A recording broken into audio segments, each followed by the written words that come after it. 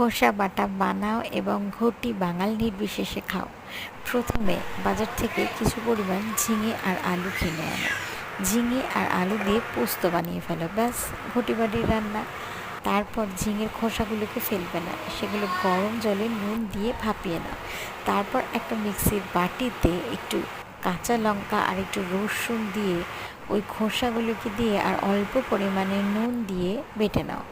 তারপর কড়াতে সর্ষের তেল গরম করে কালো জিরে ফোড়ন দাও এবং ওই বাটা মশলাটাকে দিয়ে দাও।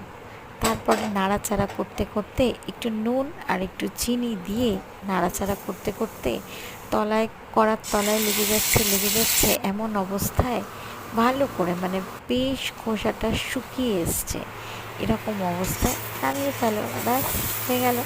এটা বাঙালি বাড়ির রান্না।